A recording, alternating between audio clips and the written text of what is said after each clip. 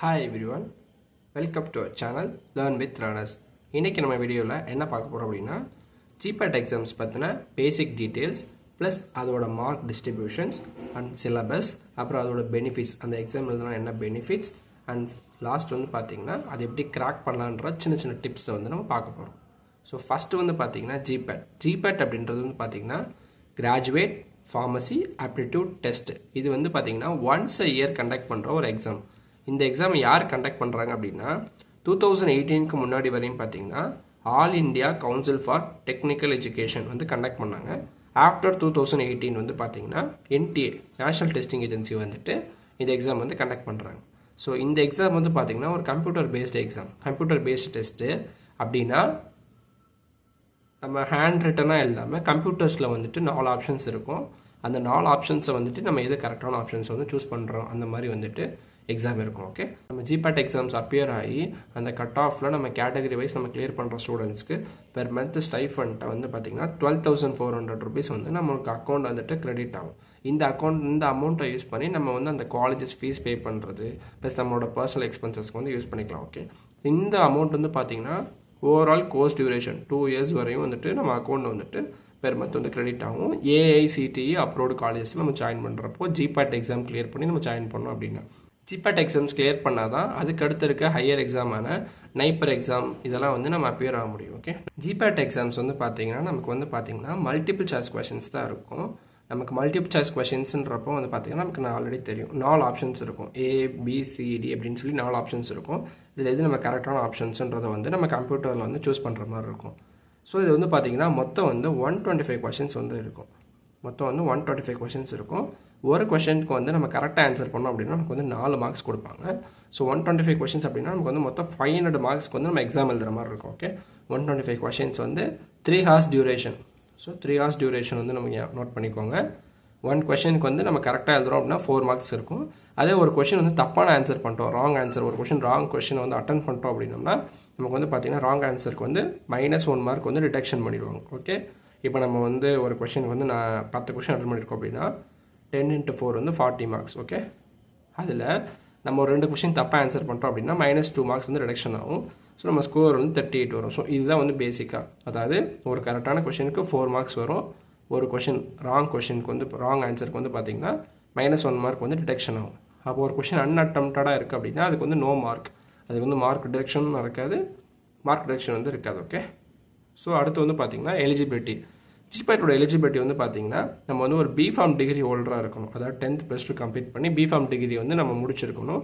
இல்லை அப்படின்னா நம்ம வந்து 3rd year 6th sem அதாவது 3rd year வந்து நம்ம கம்ப்ளீட் பண்ணியிருந்தாலும் BPharm நம்ம வந்து GPAT வந்து அப்பியர் ஆகலாம். இந்த GPAT ஸ்கோர் வந்து பார்த்திங்கன்னா நமக்கு வந்து 3 years வந்துட்டு நமக்கு வந்து வேலிடாக இருக்கும். இந்த 3 yearsக்குள்ள வந்து நம்மளோட AICTE அப்ரோட் காலேஜஸில் ஜாயின் பண்ணுறோம் அப்படின்னா நமக்கு ஆல்ரெடி சொன்ன மாதிரி மந்த்லி ஸ்டைஃபண்ட்டாக 12,400 வந்துட்டு நம்ம அக்கௌண்ட் வந்து கிரெடிட் ஆகிடும். ஓகே, இது ஏஜ் ரெஸ்ட்ரிக்ஷன் பார்த்திங்கன்னா நமக்கு எந்த ஒரு ஏஜ் ரெஸ்ட்ரிக்ஷனும் கிடையாது.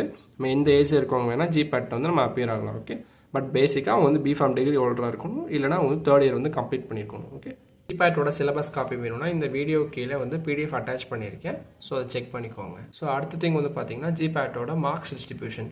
ஒரு டிபார்ட்மெண்ட் ஒரு சப்ஜெக்ட்ஸ்க்கு நம்ம எவ்வளோ மார்க்ஸ் வந்து டிஸ்ட்ரிபியூட் பண்ணுறாங்கன்றதை வந்து பார்க்கலாம். ஓகே, ஸோ மார்க்ஸ் டிஸ்ட்ரிபியூஷன் வந்து பார்த்திங்கன்னா ஃபஸ்ட்டு வந்து ஃபார்மசூட்டிக்கல் கெமிஸ்ட்ரிக்கு வந்து பார்த்திங்கன்னா ஓவராலாக வந்து பார்த்திங்கன்னா 38 கொஷின்ஸ் வந்து கேட்பாங்க. அந்த 38 கொஷின்ஸில் டோட்டலாக 152 மார்க்ஸ் வந்து கவர் ஆகும். அதே மாதிரி ஃபார்மசூட்டிக்ஸில் 38 கொஷின்ஸ், ஃபார்மகாலஜியில் 28 questions and pharmacognosy 10 questions and மற்ற சப்ஜெக்ட்ஸ் எல்லா சப்ஜெக்ட்ஸையும் சேர்த்து நமக்கு ஒரு 11 கொஷின்ஸ் கவர் ஆகும். டோட்டலி 125 கொஷின்ஸ் வந்து பார்த்திங்கன்னா 500 மார்க்ஸ் வந்து கவர் பண்ணாங்க. ஓகே, ஸோ இதை வந்து பார்த்திங்கன்னா GPATோட ஜென்ரலாக வந்து பார்த்திங்கன்னா மார்க்ஸ் வந்து இப்படி டிஸ்ட்ரிபியூட் பண்ணியிருப்பாங்க. ஸோ இந்த கொஷின்ஸ் வைஸ் நம்ம வந்து பார்த்திங்கன்னா இப்போது ஸ்பெசிஃபிக்காக இந்த 2 சப்ஜெக்ட்ஸ் ஏதோ ஒரு 2 சப்ஜெக்ட் நீங்கள் எதில் வந்து மாஸ்டர் பண்ண முடியும்னு நினைக்கிறீங்களோ அந்த 2 சப்ஜெக்ட்ஸை கவர் பண்ணிங்கனாவே நம்ம வந்து மேக்ஸிமம் கொஷின்ஸ் வந்து ஆன்சர் பண்ணலாம். ஸோ அந்த மேக்ஸிமம் கட் ஆஃப் வந்து நம்ம எடுத்து ஈஸியாக வந்து நம்ம உள்ளே போகலாம். ஓகே, GPAT கிளியர் பண்ணுறதுக்கு ஒரு சில டிப்ஸ் நான் சொல்கிறேன். ஃபஸ்ட் வந்து பார்த்திங்கன்னா இந்த எல்லா சப்ஜெக்டே கவர் பண்ணணும்னு நினைக்காம நமக்கு தெரிஞ்ச அட்லீஸ்ட் ஒரு 2 சப்ஜெக்ட்ஸ் லைக் இப்போ எனக்கு வந்து ஃபார்மசூட்டிக்ஸ்லையும் ஃபார்மகாலஜி வந்து நான் வந்து தெரியும் அப்படின்னா ஃபார்மசூட்டிக்ஸ் வந்து எவ்வளோ வருதுன்னா 38 கொஷின்ஸ் வருது. ஃபார்மகாலஜி வந்து 28 கொஷின்ஸ் வருது. நம்ம ஓவராலாக ஆட் பண்ணுறப்போ நமக்கு வந்து பார்த்திங்கன்னா 66 கொஷின்ஸ் வந்து வருது. ஓகே, இந்த 66 கொஷின்ஸை வந்து நம்ம நல்லா தெளிவாக படிச்சிட்டோம் அப்படின்னு பார்த்தீங்கன்னா, இதுலேருந்து நம்ம ஆன்சர் பண்ணுற ஒரு 50 கொஷின்ஸ் நம்ம ஆன்சர் பண்ணுறோம்னு வச்சுக்கோங்க. ஒரு 50 கொஷின்ஸுமே கரெக்டாக இருக்குன்றப்போ 200 மார்க்ஸ் வந்து ஷோராக எடுக்க முடியும். ஓகே, ஸோ இந்த 66 கொஷின்ஸ் வந்து பார்த்தீங்கன்னா நம்ம எக்காரணத்தை கொண்டு விடக்கூடாது. ஸோ அதனால இப்போ நமக்கு தெரிஞ்ச ஏதாவது ஒரு மாஸ்டர் நமக்கு பிடிச்ச 2 சப்ஜெக்ட்ஸ் வந்து நம்ம வந்து மாஸ்டர் பண்ணணும், நல்லா படிக்கணும். ரேப்பர் டு ரேப்பர், அதாவது ஃபுல் அண்ட் ஃபுல் நம்ம நல்லா தரவாக படிக்கணும். ஸோ அந்த டாபிக்ஸ்லேருந்து எப்படி நம்ம கொஷின்ஸ் கேட்பாங்கன்றதுக்கு முன்னாடி எம்சிக்யூஸ் வந்து நம்ம நிறையா ப்ராக்டிஸ் பண்ணணும். ஃபஸ்ட்டு திங் வந்து பார்த்திங்கன்னா நமக்கு தேவையாக இருக்க 2 சப்ஜெக்ட்ஸ் வந்து ஃபுல் அண்ட் ஃபுல் கவர் பண்ணணும். செகண்ட் திங் வந்து பார்த்திங்கன்னா எம்சிக்யூஸ் வந்து நிறையா ப்ராக்டிஸ் பண்ணணும். நிறையா எம்சிக்யூஸ், நிறையா வந்து கொஷின் ஆன்சர்ஸ் வந்து நம்ம வந்து ப்ராக்டிஸ் பண்ணணும். இந்த எம்சிக்யூஸ் வந்து பார்த்திங்கன்னா இப்போ வந்து லைக் ஒரு 4 ஆப்ஷன்ஸ் இருக்குது அப்படின்னா, இந்த 4 ஆப்ஷன்ஸில் நமக்கு வந்து ஃபஸ்ட் ஆப்ஷன்ஸ் வந்து கரெக்டுன்னு தெரியும். அப்போ மிச்ச 3 ஆப்ஷன் என்னவா இருக்குன்றதை வந்து பார்த்திங்கன்னா நம்ம அண்டர்ஸ்டாண்ட் பண்ணி அதை படித்தோம் அப்படின்றப்போ நமக்கு இது வந்து எப்படி வேணால் கொஷின்ஸ் கேட்க நம்ம எழுத முடியும். தேர்ட் திங் வந்து பார்த்திங்கன்னா ப்ரீவியஸ் இயர் கொஷின் பேப்பர்ஸ்.